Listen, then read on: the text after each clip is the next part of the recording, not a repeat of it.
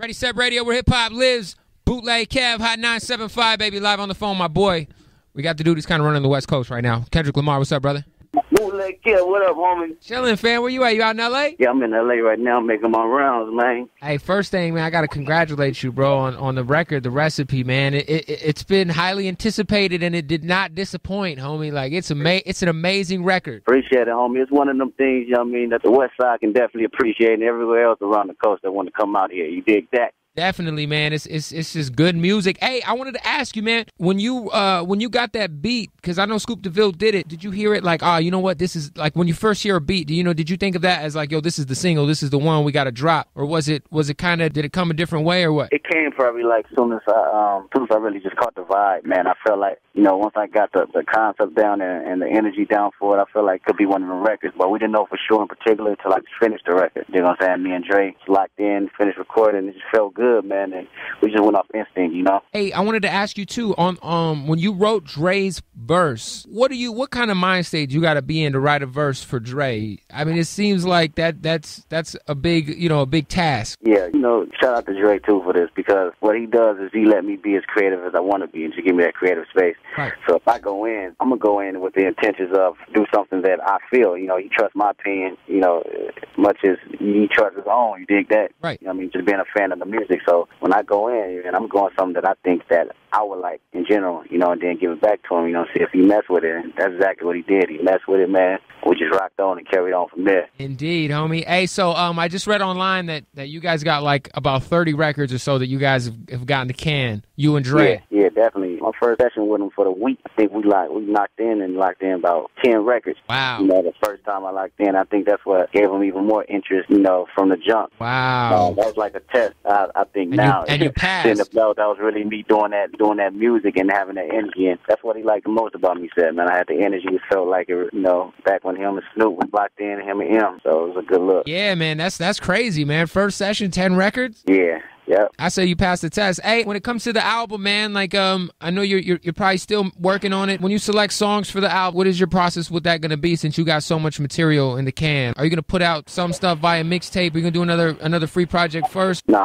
I don't think I'm going to do any mixtapes or free type of joints. I think I want to make people anticipate it, man, and know that I'm really catering everything just for the album. So when I go into this process, I really pick the songs by, the content, and the concept that I'm basing my album upon, as far as the feel and the energy I want the record to bring. So once I go in for that, man, it's a real critical moment. I might lock in for a minute, switch songs, mix and match songs to see what feels right for what I'm trying to get across, So I know you've been in the lab with Pharrell. I saw you just tweet, like, yo, someone tell Swizz Beatz to holler at me. Yeah. Working with Dr. Dre, working with the Pharrell, what is something that because you're a fairly new artist, you've been doing your music thing for a minute, but, I still consider you a newer artist. What is the number one thing that has wowed you about being in the studio with like a Pharrell Williams or a Dr. Dre, man, like, or made you step your game up? It's just the fact that these dudes done had all these success and all these endeavors, man, and accomplished them and still want to keep going. Just they passion and they love for it. The love for the music. These is millionaires. They good. They don't need the money. Right. It's not really the money for them. That just lets me know,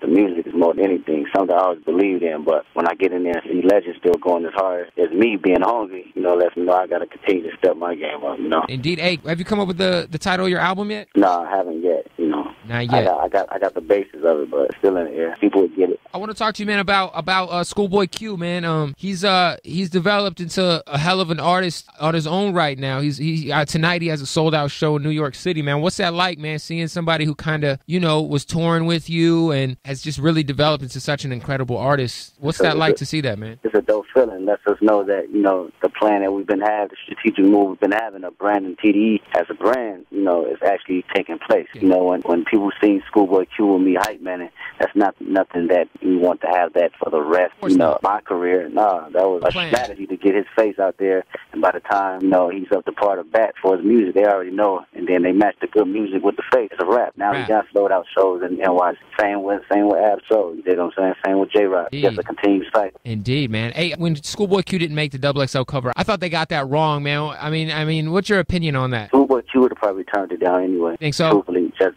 me knowing him personally. I mean, it's not even about, who made covers or who made lists, because at the end of the day, the people know what it is anyway. I mean, it's a good outlet, but, it's not going to stop the grind. It's not going to stop the attention that he's already getting by himself. Not at all. And truthfully, me knowing Q, I think he would have turned it down anyway. I'm sure we already talked about it, and he told me, want that look for various reasons, but it is what it is. He's doing good. You're one of my favorite artists, and another one of my favorite artists, Kanye. He's kind of had a resurgence. It seems like he's just working like crazy with everybody right now. Have you and Kanye had any dialogue? Has he reached out to you, or has you guys talked at all? No, I haven't. I haven't talked to him. I'm not in no dialogue or nothing, but I'm sure it'll come. Gotta come, man. It's got to. Definitely.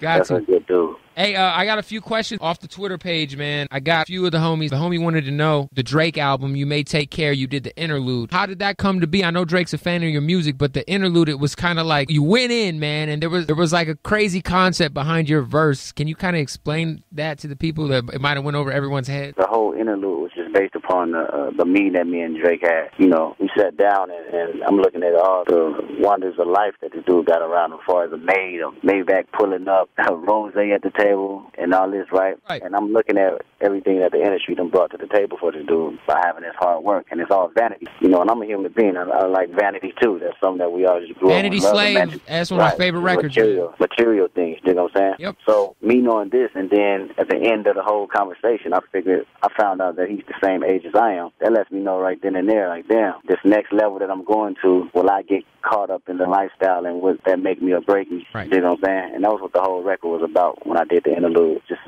basing off, just the conversation we was having, seeing what was around me, and making a decision in that song. Right. Hey, when you got to tour with him earlier this year, I know a lot of people who go and see Drake, they're not the most. Drake he appeals to a lot of people. So, a lot of people might still consider you more of an underground artist. How was the reception that you were getting when you were performing with Drizzy? I got great reception. Actually, it was crazy because I was going in there with the intentions, I was really going to start from the ground up. But, right. Since I walked out on stage, man, I've heard an uproar, and it was crazy. That's dope, man. I still had to make a few people believers, but, that was a challenge within myself. I figured I was going to capitalize that by the energy I gave off, and it worked, at the end of the day, because that same crowd that know Drake, Kendrick, Lamar now. Let you know, man, you're doing something right. Hey, so the album, bro. I mean, this is to me, this is my most anticipated album of the year. When can we expect it? And is there a guest appearance you might want on the album that you haven't came to fruition yet? Man, I would love to, throw them names out, but I want to keep them surprises in the can, man. I can't do it. I can't do it. Bootleg Kev, It's man. all good, brother. I understand. You know what I mean? It's all good, man. Once the album come out, we looking around.